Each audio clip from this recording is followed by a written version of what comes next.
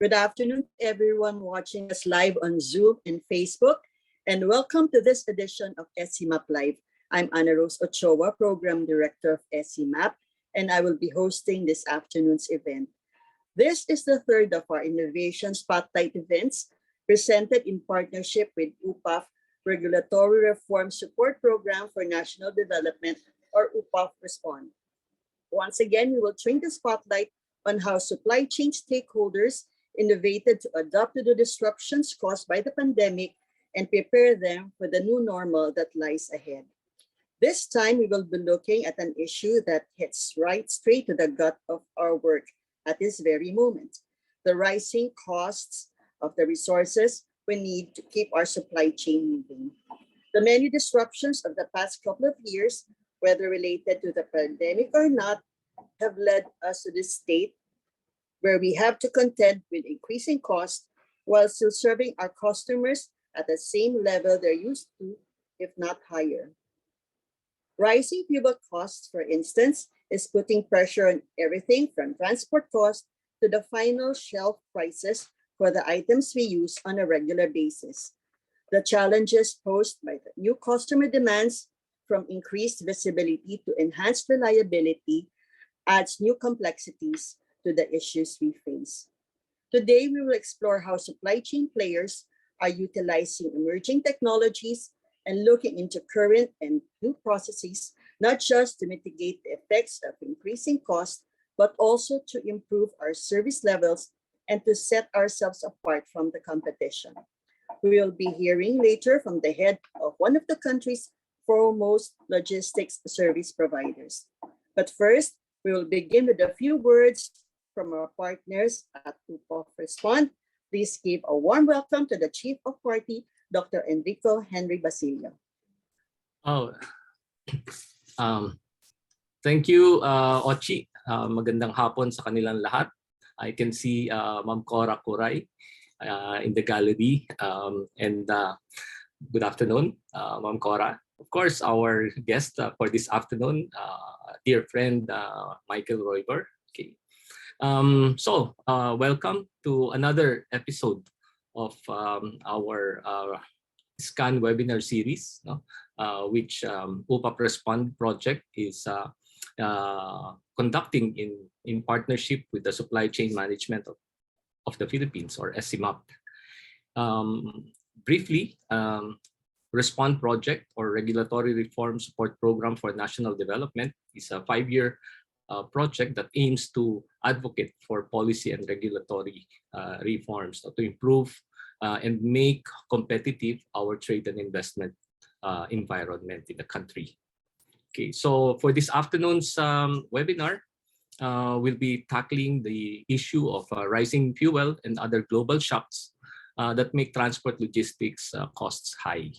And we are so fortunate, as mentioned by Ochi, that we have no less than the group chairman and the group CEO of Royal Cargo, one of the leading logistics company in the country, to discuss strategies on how logistics companies can adapt and thrive in the midst of global supply chain disruptions. So I'm sure Michael, in his presentation, will also include his advocacy about the blue economy, right? And of course, our favorite topic of local charges imposed by international shipping lines, our advocacy to have once and for all a clear policy and a regulatory agency that will be the competent authority on this, and of course other advocacies like the decoupling of the conflicting mandates of many of our regulatory agencies in the transport sector especially. And I'm sure we'll be meeting soon with the secretary and with the new secretary and the new undersecretary for the maritime sector of the Department of Transportation to air all these concerns and recommendations. Okay, so I'm excited to hear the talk of Michael this afternoon, so I will not prolong these welcome remarks, but thank you for joining us. And we hope to see you in our future webinars. Thank you, Ochi. Back to you. Thank you very much, Doc Henry. Before we continue, we encourage everyone watching us to submit your questions through our chat box or through our Q&A section. We'll get to them at our open forum later in the program. Now it's time to hear from our featured speaker. Joining us this afternoon is Michael Kurt Raeuber, Chairman and Group CEO of Royal Cargo Incorporated. Founded in 1978, Royal Cargo is not one of the country's leading names in logistics, with a presence in freight forwarding, contract logistics, customs brokerage, pharmaceutical supply chain, and most recently shipping. In addition, Michael is chair of the Infrastructure and Transportation Committee of the European Chamber of Commerce of the Philippines and the vice chairman of the Integrity Initiative Movement. Ladies and gentlemen, please welcome Mr. Michael Kurt Raeuber. Well, good afternoon, ladies and gentlemen. And Henry and team, thank you very much for having me today on this webinar. And let me share now the screen with you of the presentation which we have prepared. I hope it will work without any hiccup, but I have my head of IT with me, so you will see that in a second.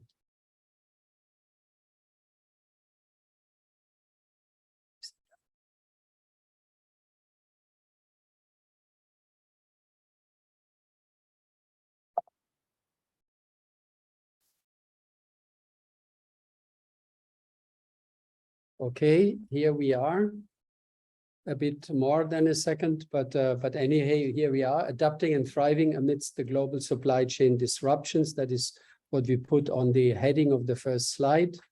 Let's now move forward. Just a moment. Next slide. Doesn't work.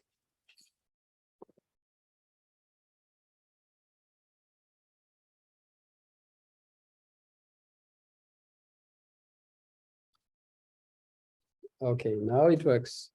All right, so let me start. China's integration into the global economy in the 1920s and 2000s contributed significantly to the increase in shipping, becoming the world's factory.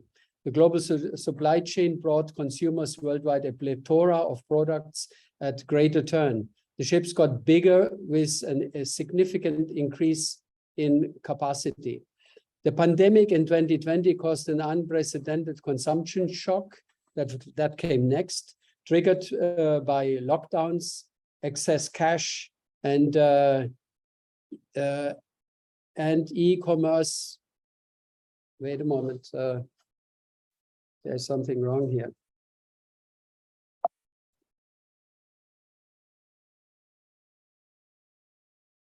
I have to make this smaller, just a sec. Here.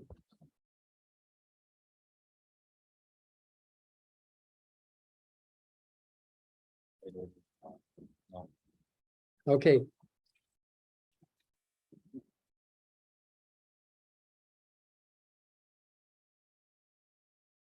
Okay, let me do that again. So China's integration in the global economy in the 1990s and 2000s contributed significantly to the increase in shipping containers.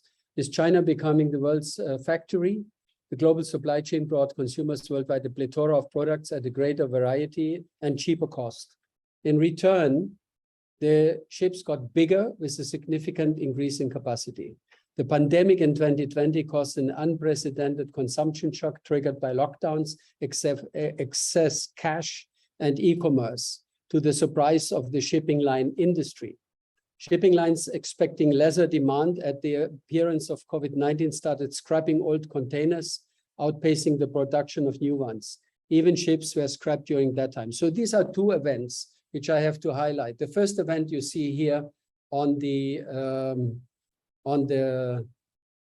screen. So you can see that from 2005 to 2015, really the capacity of shipping lines increased a lot. So the consequence of that is that the freight rates went to a level where all the shipping lines were losing billions of dollars. And at the end of the day, Hanjin was one of the victims of that, and they went into bankruptcy.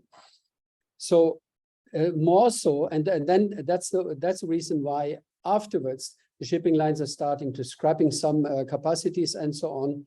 And then what happened? The next what happened? You had the pandemic of 2020, and because of that, suddenly people did not have the opportunity to spend money on certain things and started buying cargoes which needed to be transported. So currency inflation also enabled debt financing and accelerated consumer spending, led to a sudden unexpected volume increase of purchase of transportable goods and commodities, causing a near collapse of the supply chain. Next.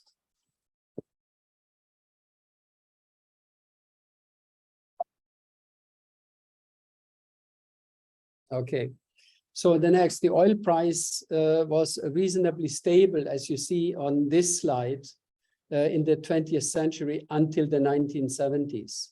Since then, political, economic, and other factors have disrupted the oil supply. At the beginning of the 21st century, as container ships grew bigger and capacities increased, the oil supply situation became more volatile, with the world becoming more globalized. Even before the pandemic and the Russian invasion of Ukraine, the global fuel market started to have trouble meeting the global demand.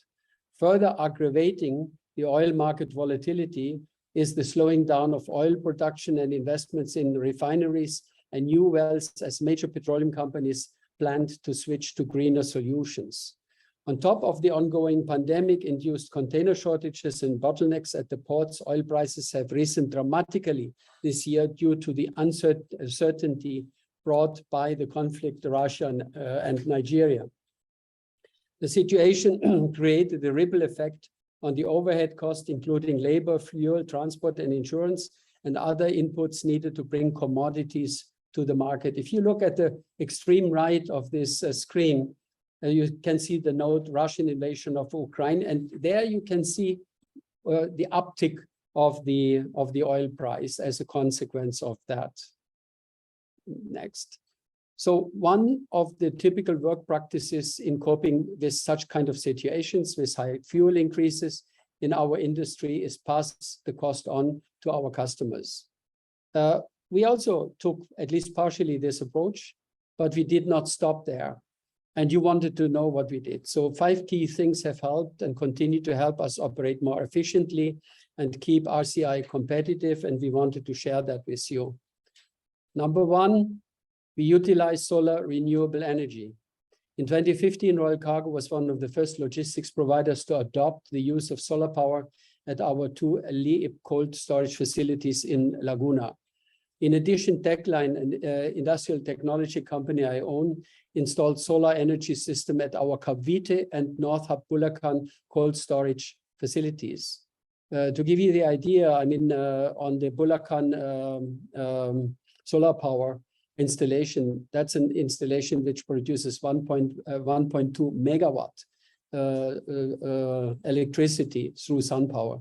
In total, RCI has 4 cold storage facilities harnessing solar energy, which generates to date about 2,200,000 kilowatt hours of energy annually, providing up to 50% load of electricity during the daytime.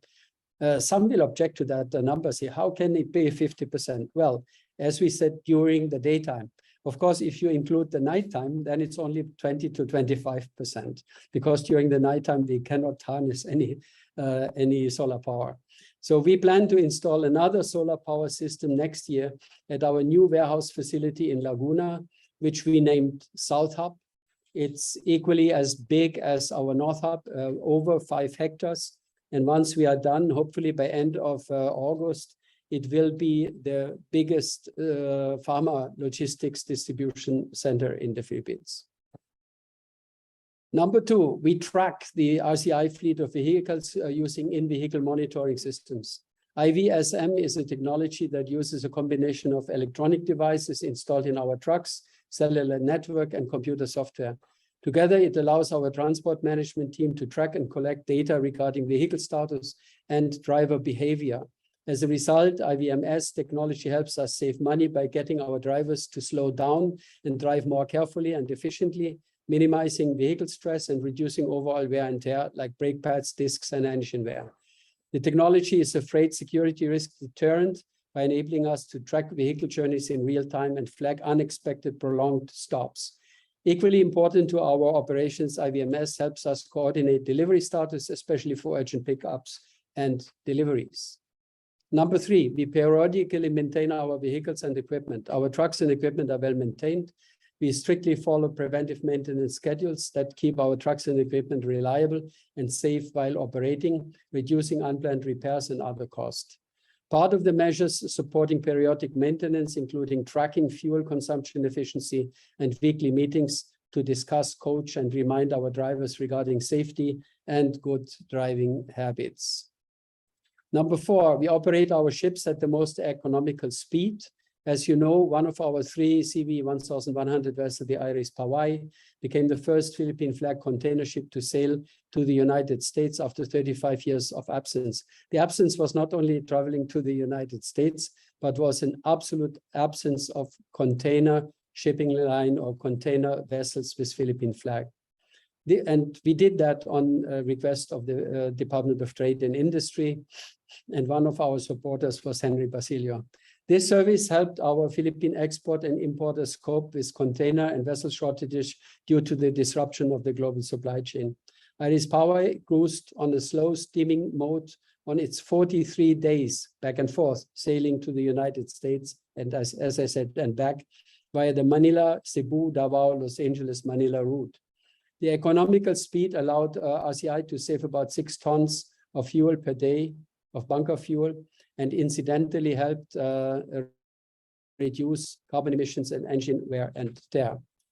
And lastly, number 5, we must and will invest in brand new ships. That's my vision, that's my advocacy. Our advocacy to develop the Philippine flag, and in addition to that, our advocacy to develop the Philippine flag blue economy shipping line is due mainly to the enormous potential of the intra-Asia trade. It is in line with this that RCI plans to invest in brand new Bangkok Max vessels designated to load 1,944 TEUs. They are called Bangkok Maxes because these are the biggest vessels which can go directly into the port of Bangkok and don't have to divert to Laem Chabang. Compared to the CV 1100 vessels, Bangkok Max will provide almost double the capacity per ship. It features higher fuel efficiency at faster service speed of 20 knots versus 12.5 knots for CV 1100. It also provides a more efficient ballast water management and hull form design to reduce wave resistance. Overall, deploying Bangkok Max will significantly save the company's operating cost. If everything goes fine and according to our plans, we should make the down payment for the first Bangkok Max in the first quarter of 2023. What more do we need to do? Most important for me is pass into law the House Bill 10575, International Trade Maritime Act, to put a stop to international carriers' excessive destination charges. Some international shipping lines imposed exorbitant, largely undefined destination charges in an unbridled fashion to importers who, particularly on freight prepaid terms, were not even parties to the contract of affreightment. These destination charges of international shipping lines follow no specific standard, are not transparent to the public, and are due to the absence of any contract or even negotiations not driven by a functioning competitive market. This kind of style is negating a functioning competitive market, and that's why they feel they can do whatever they want to do, or at least it was so in the near past. If, however, if these services were for local services not connected to the international freight charges, they should at the very minimum be subject to local taxes. Conversely, these charges have been imposed at will by international shipping lines and were collected under duress. The ultimate consequences were significant obstacles to attract investments and making the Philippines uncompetitive for some products. These practices of international shipping lines defeat the aspiration of the Philippines to foster fair market competition, achieve a vibrant and inclusive economy, and advance consumer welfare. Passing of House Bill 10575 will prohibit any destination charges by shipping lines to importers not a party of the contract with them, as is the case on freight prepaid terms. The contract is on freight prepaid terms with the shipper and not with the consignee. At the same time, it will impose respect and adherence to Incoterms, not only to shippers and consignees, but all stakeholders, including logistics companies like us and shipping lines also. House Bill 10575 was passed on third reading by the Transport Committee of the Philippine Congress and should be given urgent status to be heard and approved by both houses of Congress as soon as possible. Maybe our new friends in the Department of Transportation will be helpful in achieving that. Furthermore, we want to adopt a greater, smarter, faster, more resilient supply chain and update our maritime laws to enable and sustain the Philippine blue economy, Philippine flag vessels. And for that, I have two additional slides. The first one is that while the supply chain experienced a growing pain in meeting the rising demand from an increasing population, increased purchasing power driven by currency inflation led to a propensity to shop online. During the pandemic, the supply and demand issues saw dramatic reduction in buying opportunities on the other side for services, but increased online shopping opportunities for transportable goods driven by subsidies, which magnified how fragile the supply chain was. This caused the supply chain to be overwhelmed, leading to dramatically increased freight rates, which only recently abated to reasonable levels. So what happened? Because of destination charges, but not only that, but also predominantly because through freight rates of $20,000 for the lane Asia to West Coast United States. But these freight rates fortunately came down within the last months to more reasonable levels, as I mentioned. Fragmentation is another core problem. Orchestrating a shipment remains an enormous challenge. For example, one global shipment through the network of cargo ships, ports, customs, airlines, rail lines, and trucking companies can involve as many as 30 different organizations and more than 20 unique interactions from its manufacturer to its destination without information connectivity to each other. All of us, we have to admit, are now more into not fragmentation, but how do you call it again? Not fragmentation, was the opposite of integration. Yeah, that's correct. So you see companies like Amazon, you see companies like Maersk, they are our competitors and they're doing that, but we are also doing that. And that's why we have a shipping line, we have warehouses, we have cold stores, we have a logistics company. So in a way, we are also an integrator and competition is fair. Building a more intelligent, faster, and resilient supply chain is challenging. However, the pandemic saw changing participant mindsets in the supply chain from a financially driven investment decision to financial and risk mitigation. This shift in perspective, I believe, will spur improved connectivity through investments in automation and infrastructure in areas where bottlenecks occurred, such as port and road networks. In addition, companies will be more open to work together to improve coordination up and down the supply chain through data sharing and standardization, which will drive the digital transformation. The last slide is my 10 points of what is needed to update our maritime laws to enable and sustain the Philippine blue economy, Philippine flag vessels. I mentioned already, the biggest market in the world is intra-Asia, and we should harvest our due part of that market. On the other side, the absence of Philippine flag container ships for 35 years had its reasons, and some of these reasons still exist.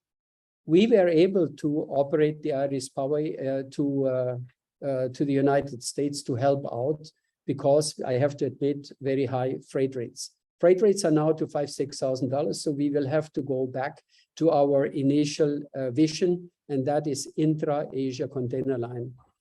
So we started looking at the role of shipping in economic growth in 2018 and are focused on creating economic opportunities for 2022 and beyond. It now makes sense to see the shipping sector as part of maritime blue Philippines economic potential and develop capacity in intra-Asia goods transportation. The world has changed and the cost of transportation has skyrocketed in response to ensuring an adequate space supply. The Philippines plans to create and expand its flag shipping lines to deliver its export within Asia and other global markets, and at the same time transport cargo for Philippine companies at the best prices here.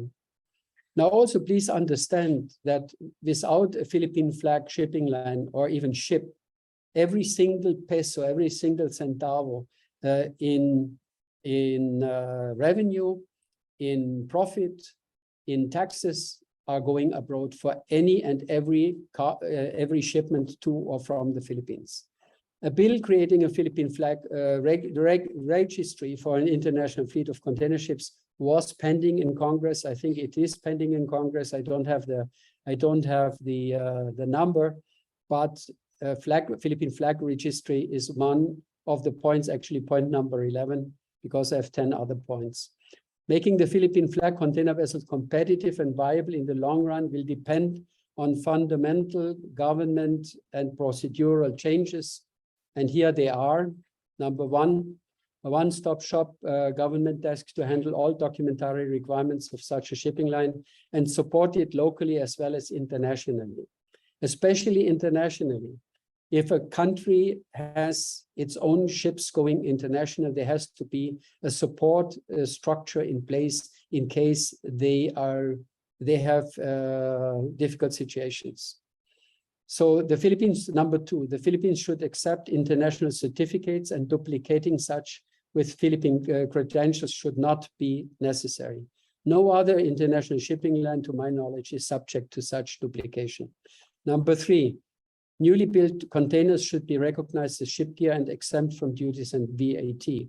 For shipping lines exclusive in international trade, such VAT could never be recovered and would jeopardize their competitiveness. We are not talking here about domestic trade. In domestic trade, VAT is no problem at all. You pay it, you charge for it, and the value added component of it is taxed. If there is an environment where VAT recovery is not possible, it is not really a VAT. It's not a tax on value added, but it's a straightforward tax on the whole amount. So number four, domestic service providers of Philippine flag shipping lines should not be mandated to charge VAT for their services also, as the lines can't recover any of such VAT internationally.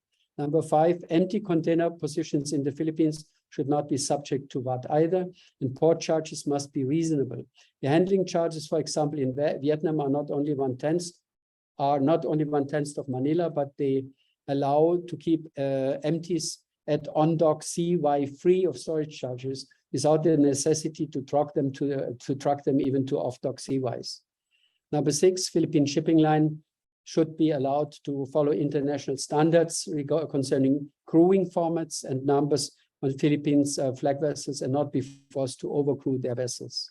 Number seven, they should be allowed to have their ships serviced by internationally accredited shipyards on competitive terms. Number eight, Philippine crew placement on Philippine ships should be recognized as local employment based on Philippine labor laws for domestic and international services, like any airline crew. Number nine, Bureau of Immigration Deportation should treat Filipino crews employed by a Philippine flag shipping line and Philippine registered company as locally employed, thereby not adding red tape when they depart for destinations abroad. Last one, the current Philippine law does not permit a Philippine flag vessel to be engaged in international and domestic trade simultaneously. IRIS, and thank you to Marina for that, is currently operating under a special permit, initially valid for 12 months. Nevertheless, the laws restricting this operation are still in force. The government should and could consider relaxing this law. Remember, there's new There are new laws now in place which even allow 100% investment by foreigners in domestic shipping in the Philippines. So that would be a very small step to benefit Philippine flag shipping lines and vessels who want to go international. This is one of the benefits which will distinguish and differentiate a Philippine flag vessel operator from its international competition. So we are not seeking any subsidies to realize our dream of a Philippine flag intra-Asia container line, but we need some common sense assistance in changing some of the procedures. That's my whole presentation for today. I hope it was interesting for you. And again, thank you very much for inviting me.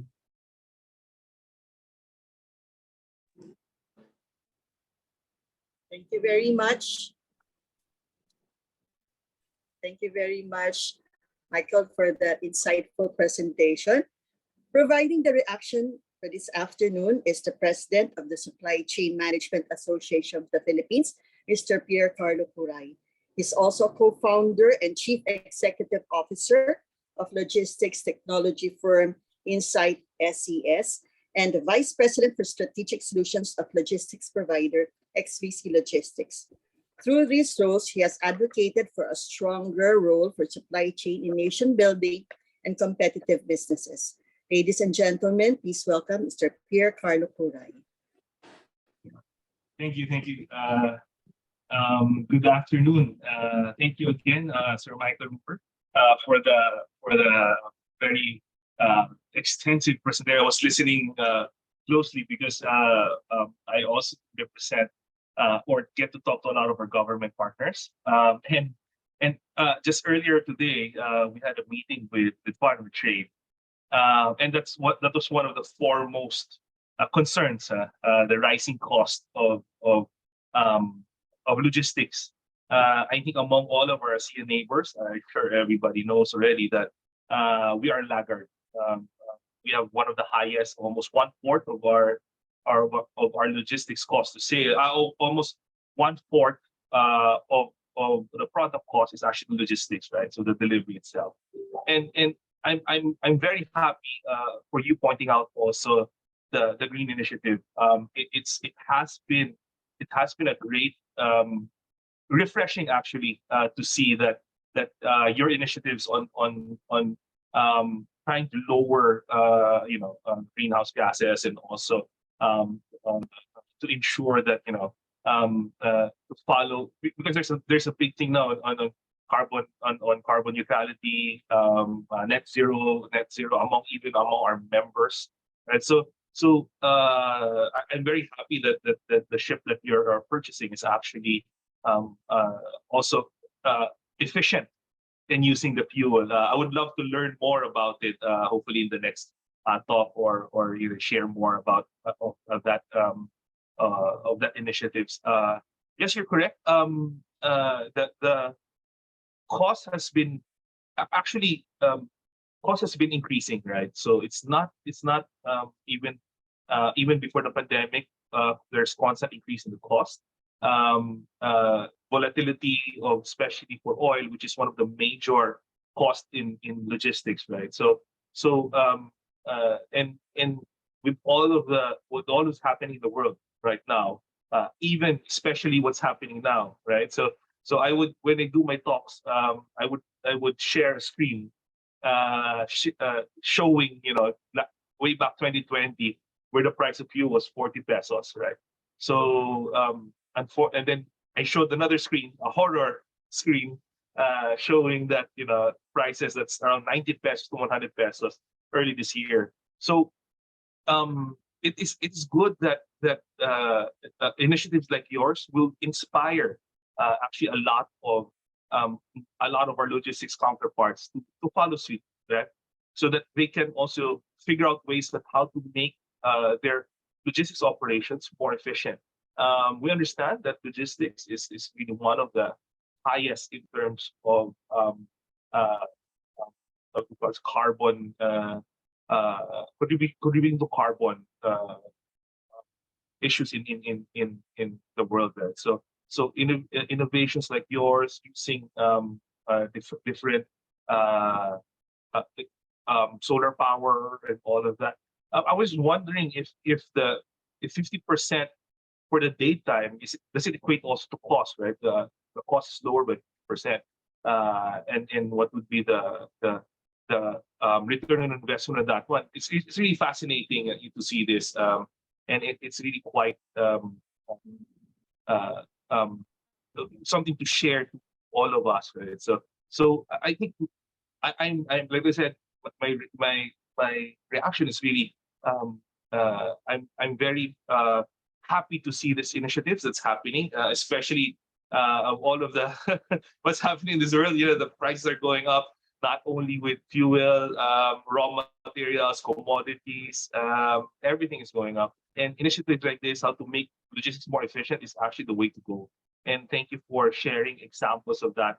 And I hope everybody listening and we can push this more forward, to share it among the members and also in the industry as we talk to both government and private companies. So I'll ask permission if I can share some of the data that you've shown to our government counterparts. So it's something that they'll be happy to learn, and hopefully invite you also in some of the other talks with SCMAP alongside our government partners. Again, thank you for the presentation. And like what we said, I'm very happy to see this kinds of innovation that's happening right now. So thank you very much. Pierre, may I answer your question just very quickly? Sure. Okay. I said 50% during daytime, but I also pointed out that we also have a night, of course, and the cold stores needs cooling also during the night. So the actual saving is about 20 to 25%, which is still, good, right? So, and then you were asking, return of investment. Well, depends on the efficiency of the modules, but between 4 to 5 years, because the prices for solar power has come down significantly over the years. So by now, even without subsidy, actually solar power is viable in business, because if you can get it back, is a 20 to 25%, return of investment, as much more than you get from money in the bank. Agreed. Yeah. And I think one more thing that I would like to ask is that I think there's a trend, right? I listened to a study by Dr. Gilbert, also UPPAF, right? There's a trend, the consolidation of because the high cost of shipping. There's a trend of consolidating more goods, more deliveries into one container. But it would also increase, extend the delivery times, right? Is that something that sort of happening in your case? Well, actually, logistics companies are formerly called freight forwarders. The base of their business in the past, from the very beginning, was freight consolidation. So that is not something new. That is happening parallel to full container loads. It is happening all over the world. So unfortunately, I don't see a lot of savings there, because it is a common practice as we speak.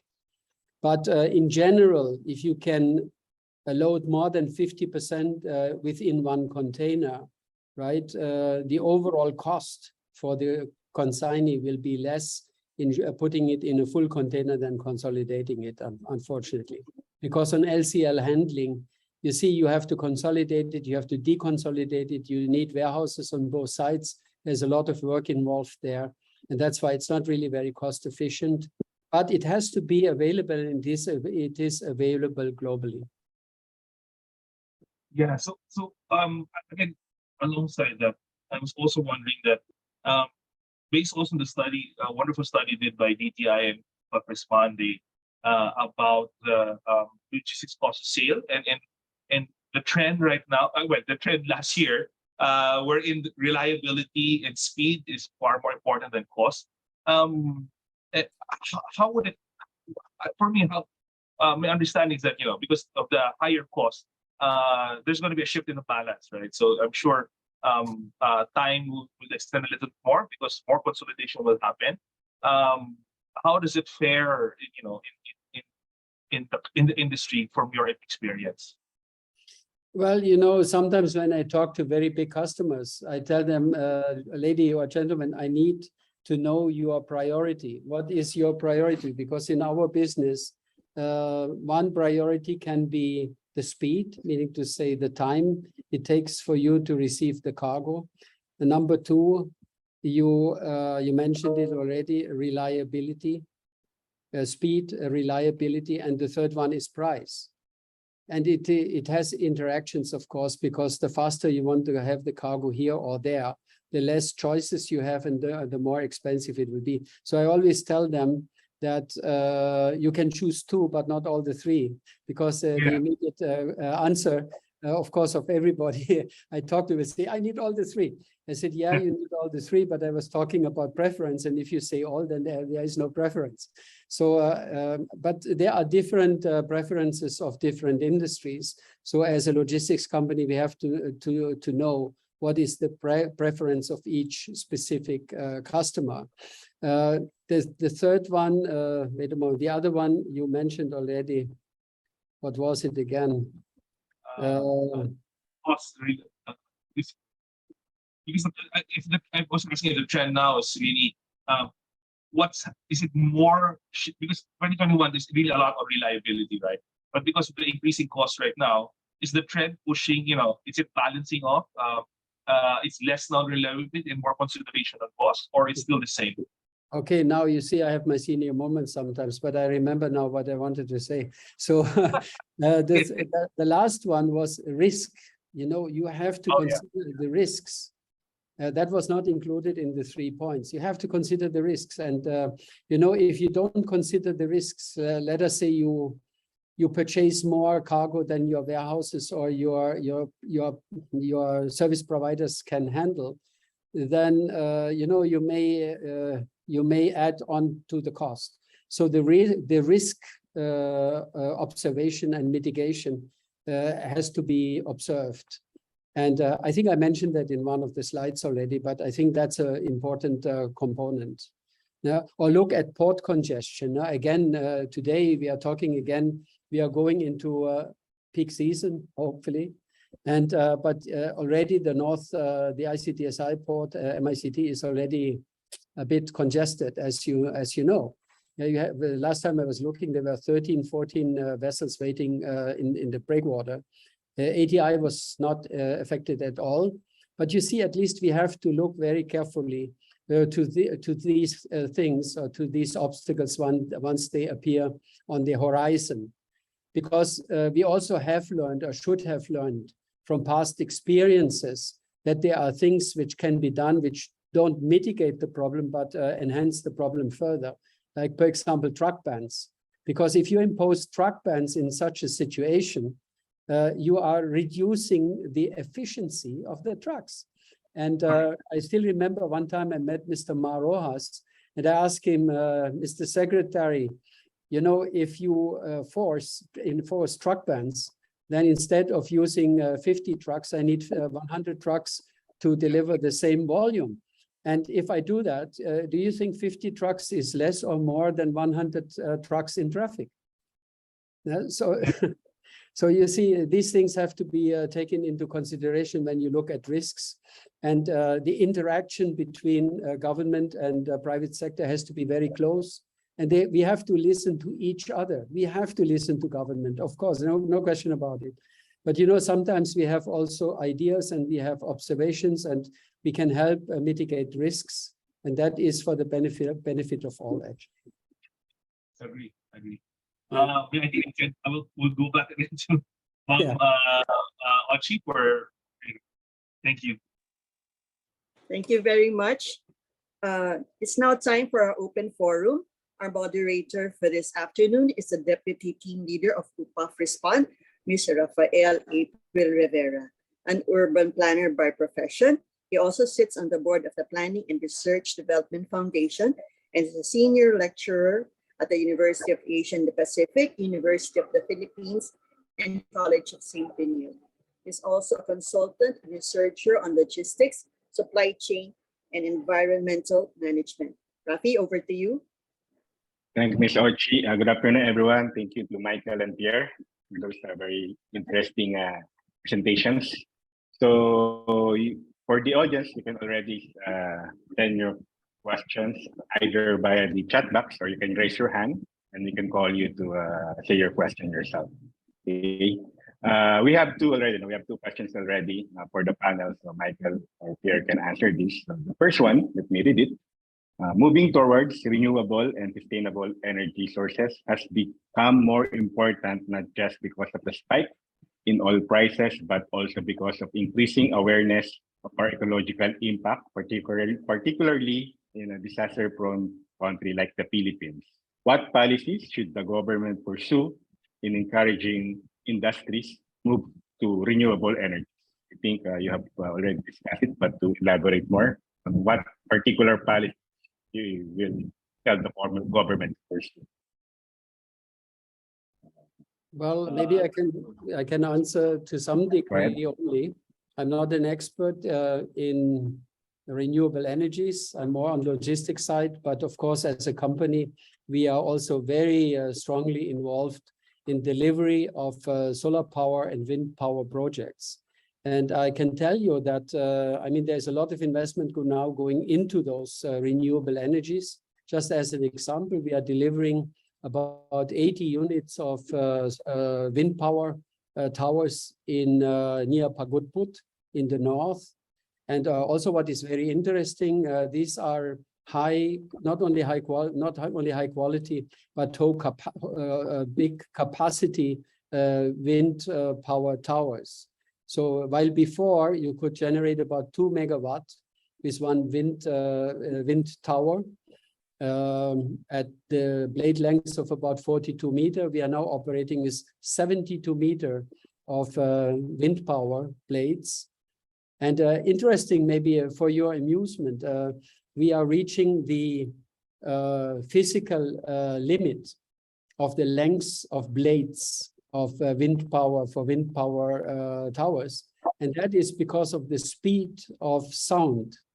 Okay, because while wind towers look very slow in moving around, the speed at the end of the blades is very, very high and approaching the speed of sound. And if you know how it sounds when a jet is going through the sound barrier, and you have a big sound, a big bang. So you can imagine the resistance if that speed is reached. So Philippines is already very well on the way to harvest not only solar, but also wind power. And we are participating in the development of that. I don't think that further subsidies are needed, but in the whole of the Philippines, the less red tape you have, the less bureaucracy you have, the easier you make it for everybody to do what they are doing best, the faster we will have accelerated renewable energy, like for anything else. That's why I'm not only a fan of Henry Basilio, but also I'm a fan of the Anti-Red Tape Authority of the Philippines. Thank you. Thank you, sir. Michael, Pierre, you would like to add? Yeah, I totally agree. All over the world, the trend is really going to renewable, right? Because of what's happening in the ecology, in the environment, right? So I've seen a lot of investors coming in, not only in the renewable space, not only international, not only foreign, but also local. I've seen Aboitiz, Ayala. I think also our Rason is also going into renewable energy. And also Ongpin, they're going into renewable energy, right? So I agree that there might be not too much need for subsidies and all of that, but I totally agree. The ease of doing business is really what's most important. Like what I see is if they can do what ARTA did for the telcos, and in this case for renewable energy, then I think that would really pave the way for us to, and it's a need right now. right? Especially with the higher cost of fuel, until the point that we are energy secure. We can produce our own energy. We will not be able to develop farther than we are, because we would need more energy to develop further. So yeah, that's my take on it. Ease of doing business is really an important thing. Thank you, Pierre. There's a question in the Q&A. Again, our panelists can answer. From Ms. Serrano. Because Philippines is an archipelago and the opportunity for business is now in Visayas and Mindanao, how do you think we can reduce cost and lead time for these inter-island deliveries? Do you think there are ports we should utilize more? And is there a more strategic location for distribution centers for this? And so Michael, Pierre, and since Doc Henry also opened his camera, so can also answer. Okay, let me first answer on the cost of transportation in intra-Philippine shipping. You had a long period of time where it was a near monopoly, or it was 2 or 3 players, and then the freight rates between the islands were extremely high. Okay, then there was a period of in the market opening and intense competition, and the freight rates went actually very low. You may not feel that, but they were low, particularly from Mindanao back, because there was, and I think there still is, a lot of imbalance in this trade. So the shipping lines have cost of empty positioning of containers. That also happens internationally, but it's also prevalent in the Philippines. And I know that shipping lines are willing to make really concessional freight offers for cargo moving from Visayas, Mindanao, back to Manila. A lot of cargo is being discharged in Manila and is going to the south, but only I think 1/3 or 40% is moving back to the north. So right now, it's not that there is an absence of competition. I think there is a healthy competition. We did compete domestically until we decided to go international. So I know this market pretty well. Now, of course, government could improve on the draft capabilities of ports, of Philippine ports. With that, you could have bigger vessels operating also intra-Philippines, and with that, you could bring the cost further down. But for that, we need bigger ships, bigger vessels in that operation. And then there are also some ports where there are no container cranes, and where container cranes could be provided on the piers, which would also make things cheaper and faster. So these are the areas where I feel development could set in, and to be supported by the Philippine government for further development. Yeah. Thanks, Michael. Pierre, go ahead. Yeah, from my end, this is really the crux of the problem. We are an archipelagic country, and we're hit almost constantly by different calamities, typhoons, earthquakes. Just recently, right? A lot of the roads were blocked. The good thing, I was listening to the monitoring of the government in those areas. They've identified, different landslides that block a lot of the roads. Then they did clearing operations. So what used to be using the regular route that would take only a couple of hours, it took now half a day to deliver because of the impassable roads. Right? So things like that. Here also when we do Roro between the islands, if there's signal number 1, Roro stops, right? So just imagine if that stops, the movement of goods stop also. That will again add to our cost. I think the nice thing with what we've been doing for the past years, we the build on infrastructure. There's a lot of infrastructure work that, especially on roads, bridges, development of the ports, that allows more efficient flow of goods. I just don't remember, before what used to be going to Baguio used to be 12 hours way back before. It became 6 hours a few years back with the new roads, and then with further development and infrastructure, it's now just 3 hours. So just imagine how fast deliveries can happen to that area, right? So the development of our infrastructure, which is one of the priorities of the current administration, is to continue that infrastructure push, will help lower the cost. More bridges. I'm excited with the Bataan Cavite Bridge that will decongest Metro Manila, at the same time speed up deliveries between the North and South Luzon. Hopefully, the different bridges also from the different islands will also speed up. Samal, Davao. I think the one in Guimaras also, Iloilo Guimaras. So all of this, bridges will speed up flow. And from my understanding, they're also making the ports in both sea and airports more efficient, improving the operations. I think the more that they can improve it, the more they can lessen red tape, speed up the movement, especially in cargo. Is really going to help reduce the cost. Another thing that I'm excited, I forgot to say, is that the rail from north to North Luzon to South Luzon, right? From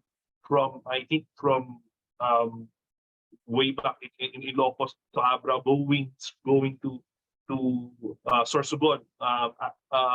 Currently, there's rail from Laguna to Bicol, which cut transport time by half, and also reduce the cost by half for moving people, right? So imagine having that scenario for cargo, cut the cost by half, and then reduce the delivery time by half. That's really a big thing.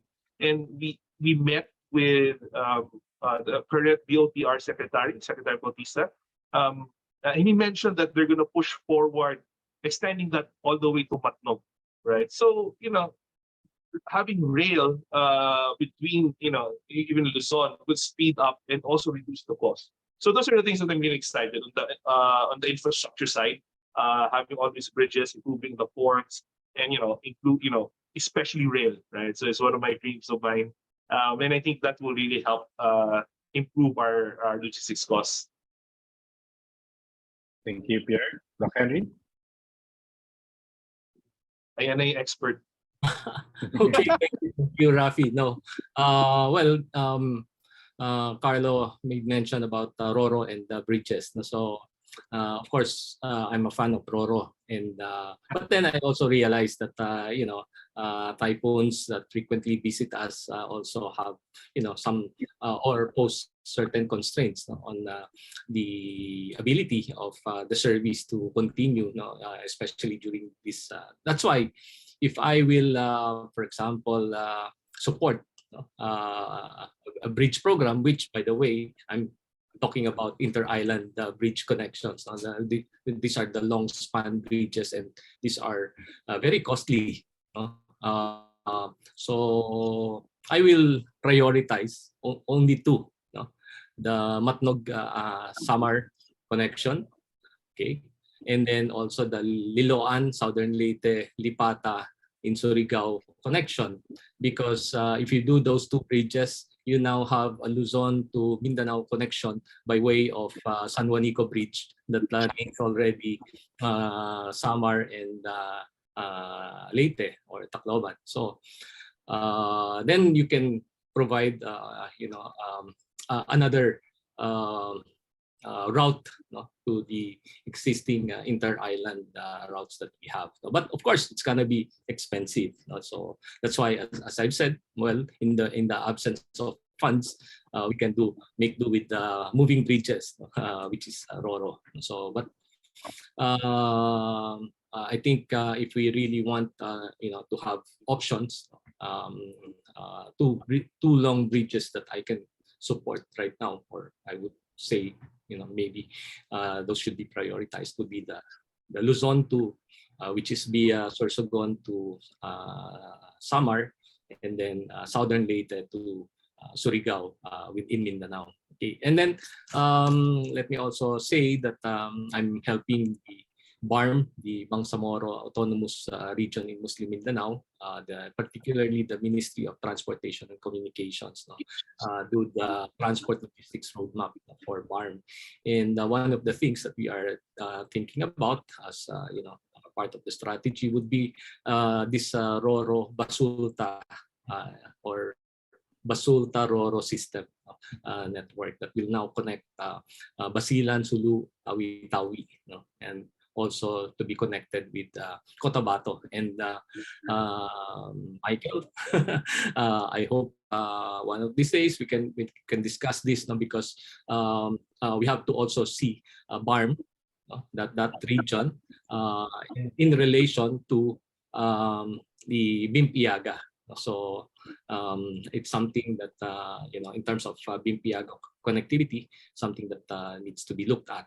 Okay, so yeah, so and then right now, Pierre, we also already have also larger RoRo ships that can do not only Batangas, Calapan, but can do a Manila, Cebu, or Manila, Davao, etc. So we can have some sort of a hub and spoke type of operations where the bigger ships can collect cargos that have consolidated in certain hubs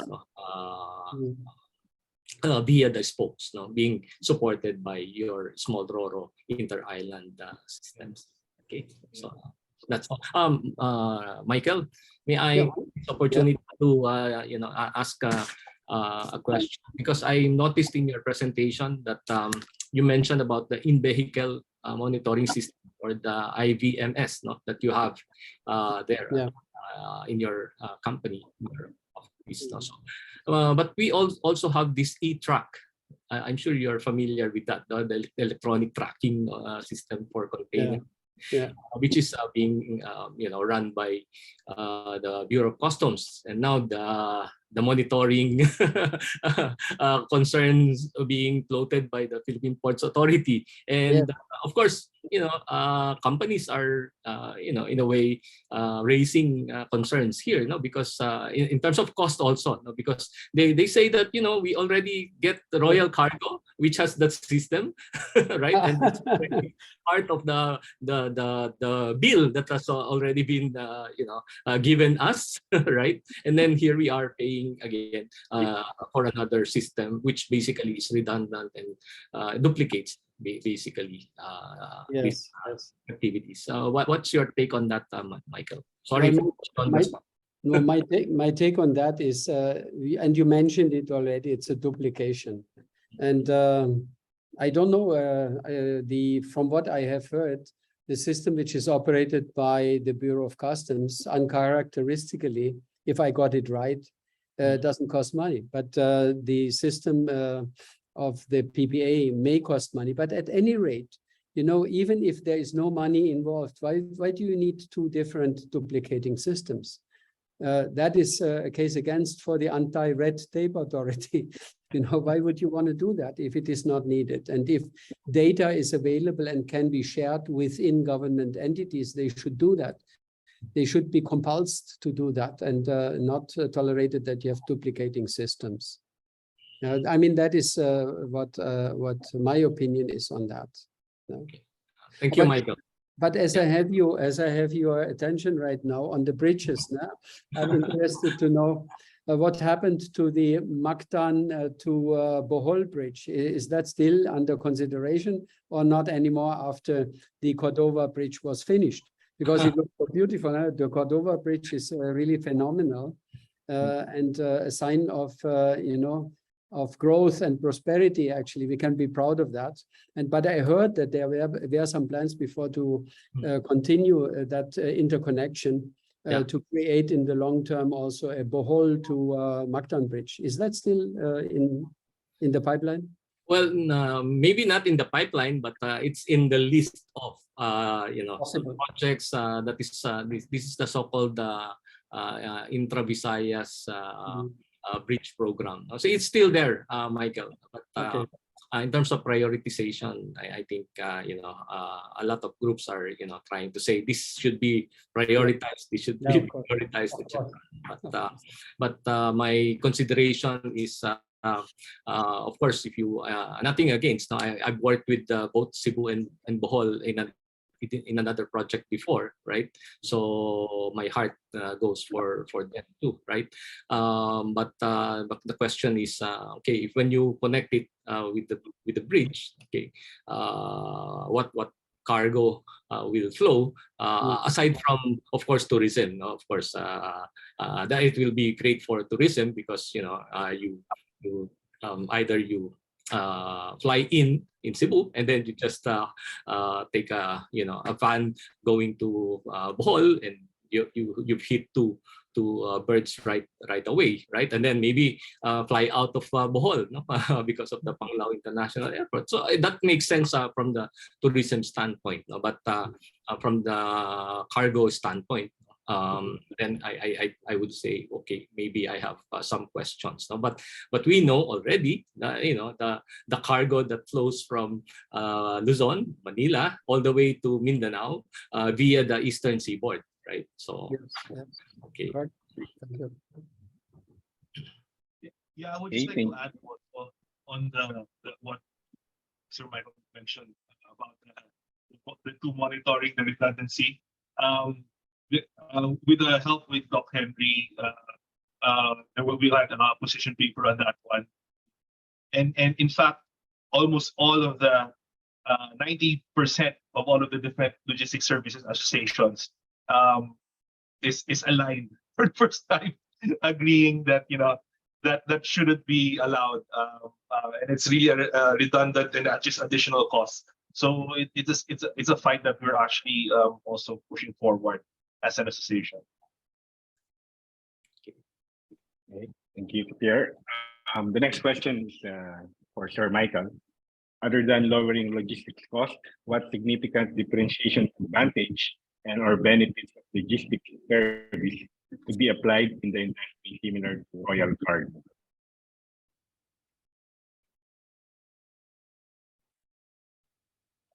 I was muted, sorry. So, well, actually, the success of Royal Cargo is based on two things.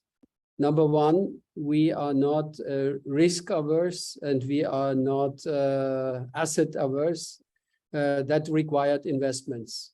So for the most time of our corporate industry, we haven't paid any dividends, but we have reinvested the money which we earned into the further development of the country and the company.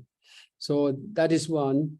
The second one you mentioned is diversification. So we are widely diversified, and the latest expansion, which you can see end of August already, in its completion of at least the first 2 pages out of 3 phases, is what we call South Hub.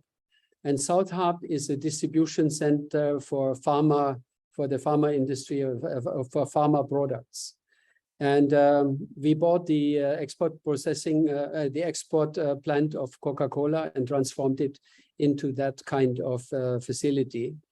And size is similar to our North Hub, which we are operating as a cold store in the north.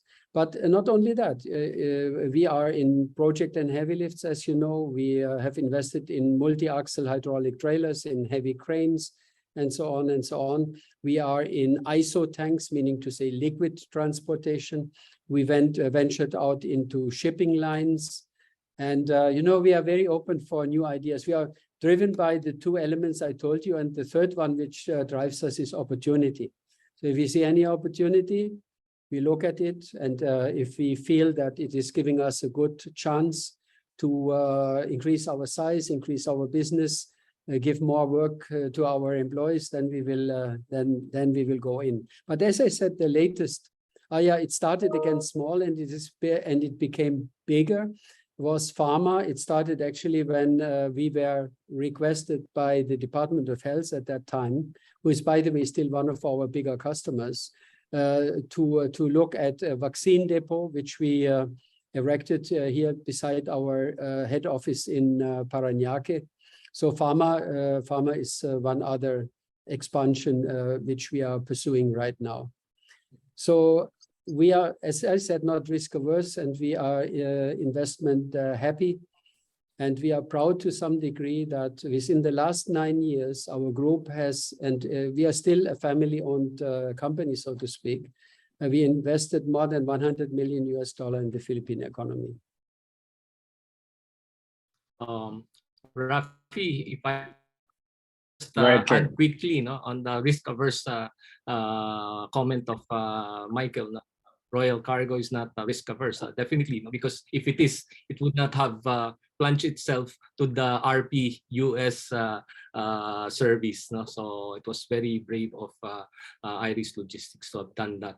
Considering the fact that the vessel that they had, that they commissioned, was smaller in size compared to the usual vessels that ply the route. So very, very brave of, and I'm very happy about that, and I hope that Michael, as he presented, will continue, considering the idea of not only doing domestic shipping but also international or intra-Asian routes. So on the diversification, I think the better term there is integrated, because Royal Logistics has backward and forward linkages, and all these different businesses are actually integrated. So they are not just standalone businesses, but they mutually support and complement each other's and strengthen each other's activities and services. So I mean, that's how I view Royal Cargo. Yeah, Henry, I may share with you the new schedule, not schedule, but routing of Iris shipping line. We plan starting early September. In the meantime, we are positioning empty containers in the relevant ports, but we will continue international shipping, but the routing will be Manila, Bangkok, Lanchabang, Ho Chi Minh City, maybe Batangas, and then Manila, back to Manila. We can do that initially with one vessel only every 2 weeks, but by April of next year, our second ship, the Iris Creta, will come back to us. It's chartered out right now to CGM CMA, but we will regain that vessel in April. Then we will put it in the same schedule. And that means then from then on, we have weekly service. And when the third vessel, the Iris Miko, is coming back in September, October, we will also operate it ourselves. And then we can add additional ports. Which ports that will be, we don't know yet, but it could be Taiwan, it could be Korea, it could be Malaysia, we don't know yet. It depends on where we see the best opportunities, of course. But we are here and we will stay here.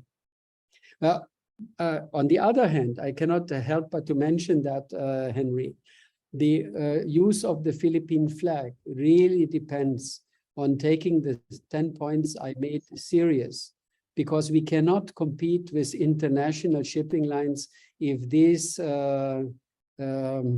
bureaucratic hindrances are not removed. Because there was a reason why for 35 years we did not have a Philippine flag vessel. And I believe that some of these points I raised were precisely the reason for that. We're not asking for subsidies, we are just asking for consideration on these points. But I think we have good reasons to believe that government will seriously look at that. And then we can do what I just said, continue to do it as a Philippine flag international shipping line. If it cannot be done for one reason or another, we will still service the Philippines and we will still service our customers and we will be on the same route, but of course, maybe under a different flag, maybe Antigua, Barbuda or whatever. But again, we hope that's not necessary. Okay. Yeah, that's why, Michael, in my opening remarks and on the side, Carlo and I were texting each other. We said that we have to already pay a courtesy call to our new leaders, especially at the Department of Trade and Industry, at the Department of Transportation, and and other relevant agencies now so that Yeah. restart our advocacy. I think we will have an open door to discuss with them. Right. Okay. Okay, thank you. We have 2 more questions. The next is regarding drivers. Do logistic companies incentivize drivers for supporting fuel reduction targets, driver safety, and fuel consumption in relation to also lowering down the cost and also the conserving the environment? Do you have programs for your drivers, incentivizing them? Well, first of all, we have developed our treatment of drivers over the year. Initially, I think for all trucking companies, the same, they incentivized actually the number of trips they do, how fast they do it, and so on and so on. But we have incentive schemes in place with respect to bonuses. We are paying bonuses every 3 months, not once a year, because I know here it's a little bit challenging to think for the whole year. So we do that every 3 months. And there are also incentive schemes in place for drivers to not. So we have both. We have the control of the IT system as I had explained earlier. But yes, we also have incentive schemes for not only for drivers, actually for all our employees, but also for drivers, of course. Okay, thank you. Pierre, would you like to add industry trends on that? Yeah, I think like technology-based solutions like what Sir Michael mentioned earlier is really helping.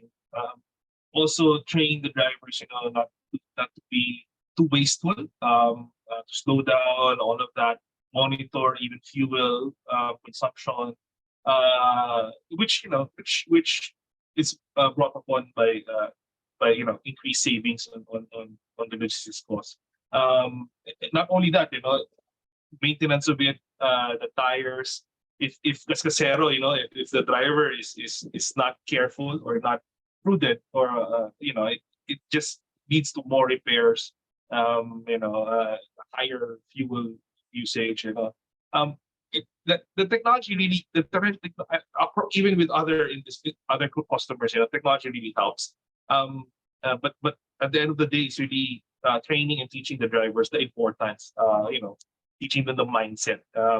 But there's a challenge also now in the industry itself. We lack drivers, so it's something that will persist as there's a global shortage of drivers, right? So a lot of our drivers are looking for greener pastures.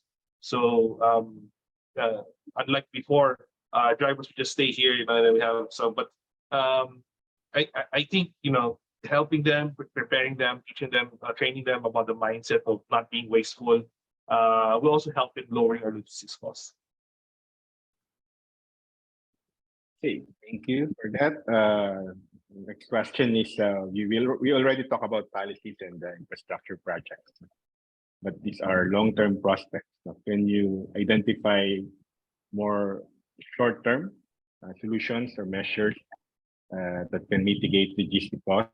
You mentioned a while ago IT solutions, but additional short-term solutions that we can pursue, whether by the government or the industry, to further help in mitigating logistics costs. Pierre? Okay. Short term. Short term is because in logistics, we're really cost conscious. Even before logistics has been always the objective is how to find the lowest cost while providing the best service, right? So we've been doing cost cutting, we've been doing cost mitigation, rationalization for the longest time. I think I was still single. We're still doing that. So all throughout the years, it's still been the same. For short term, I think might not be too big an impact with the typical solutions, reducing waste, finding ways on how to consolidate.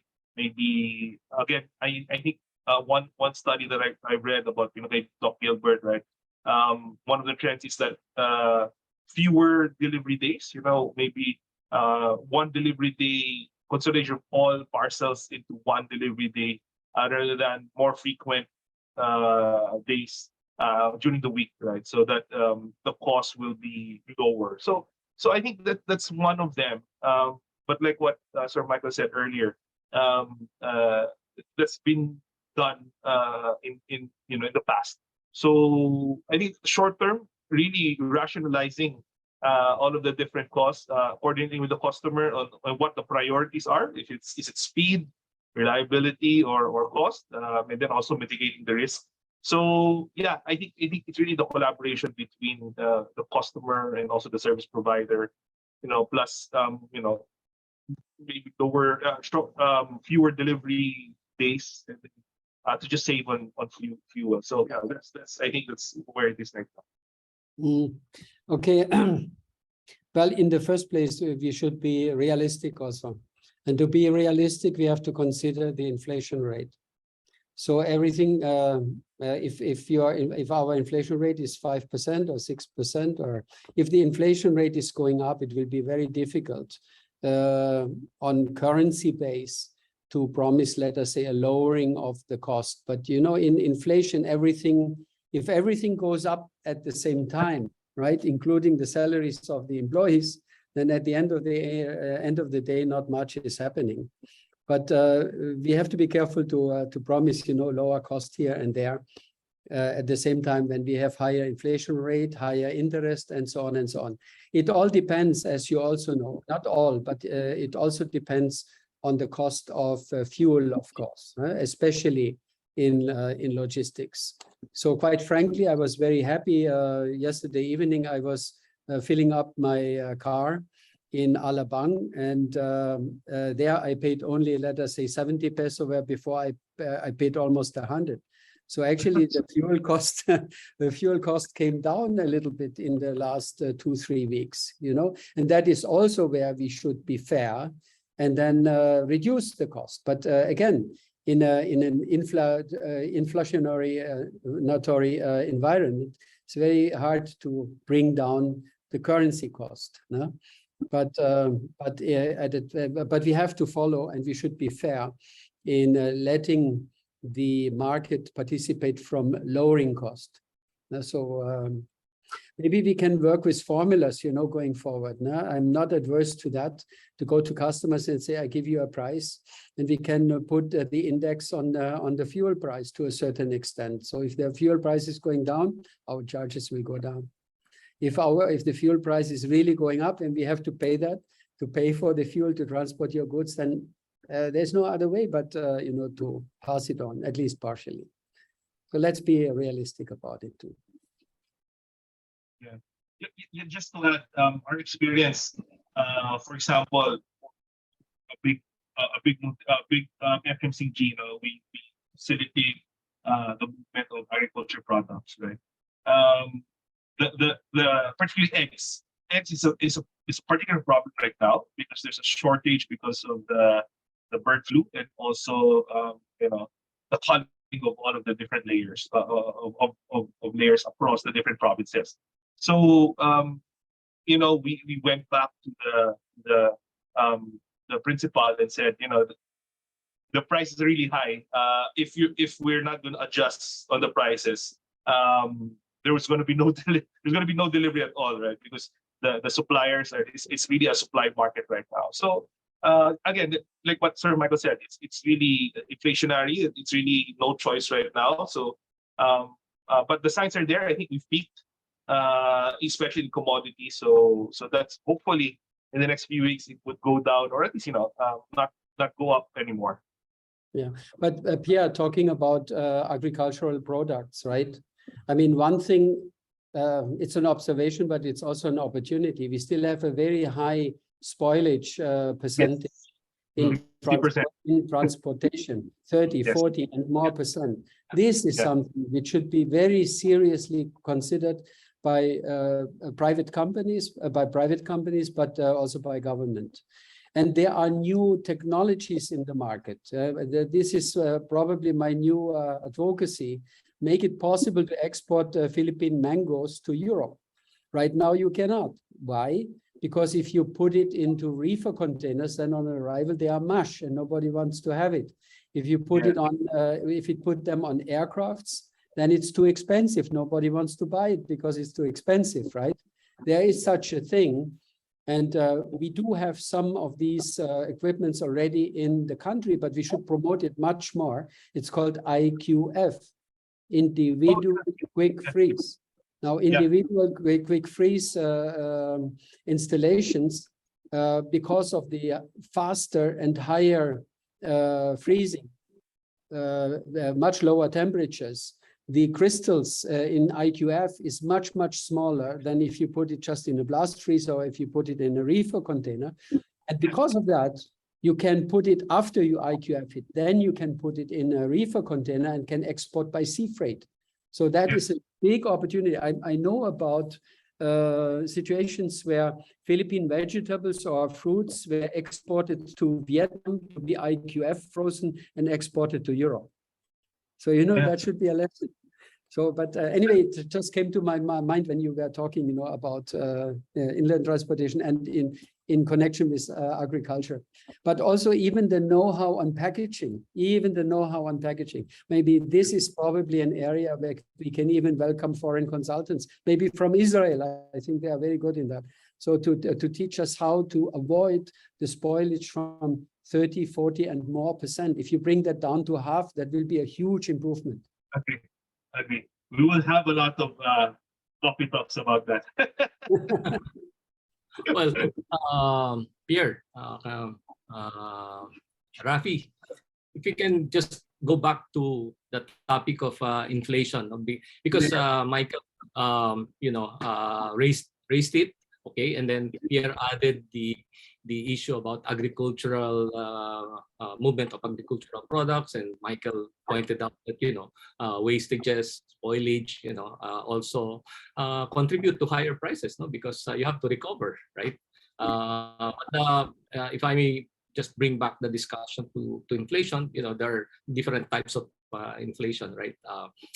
Imported inflation is one, where we import, let's say, fuel from other countries, and the global price of fuel is going up, right? So we import the global inflation also, and that feeds into our cost of production, which is what we call cost pushed inflation, right? So, and of course, finds its way in the product price. No, but the other inflation type that I'd like to point out is what we call structural inflation.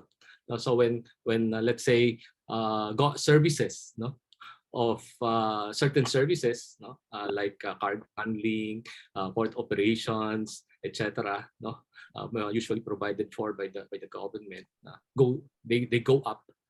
That also adds to cost, which is outside of the cost of production being incurred by the company producing the product, but also had to pay for, because in transporting their products, whether for domestic or for international consumption, will have to incur this cost, because they have to avail themselves of these services. And that, if you will try to analyze it, also adds up to the higher prices of goods and services. So I would just like to highlight that point, because sometimes government is also conflicted in this area. Because on one hand, you want to reduce transport costs, right? And you want to support your economy and your industry, etc., through the provision of certain services that support economic activities. But on the other hand, because of certain fiscal constraints, would want to generate more revenues, right? And so the question of which is which. Okay, so provision of service or generating more revenues. Okay, so I just like to point that out because at the end of the day, this also feed into the inflation, the overall inflation that we're talking about. So thank you. Okay, thank you to our panelists. So we have answered all the questions. So this juncture, I will give back the virtual word to Ms. Ochi. Ochi. Thank you very much, Rafi. Thank you once again to our speakers this afternoon, Chairman and Group CEO of Royal Cargo Incorporated, Michael Kirk Raeuber, and SCMAP President, Pierre Carlo Curay, UPPAF-RESPOND Chief of Party, Dr. Henry Basilio, and of course, our Deputy Team Leader who acted as our moderator for this afternoon, Rafael Rivera. Thank you very much also to all our participants who took time off to attend this third series on innovation. This wraps up our edition of SCMAP Live, and we'd like to invite you to our first physical event happening on September 22 to 23, which is our annual supply chain conference to be held at EDSA Shang, and also announcing the second run of our certificate course on enterprise supply chain management at the De La Salle University School of Lifelong Learning. Classes begin on October 1. So you can still keep watch on our future events through our website, www.scmap.org, and following us on Facebook, LinkedIn, and Twitter. So for now, I'm Ana Rosa Ochoa, and on behalf of everyone, SCMAP and UPPAF-RESPOND, I'd like to wish you a good day and enjoy the rest of the day. God bless everyone.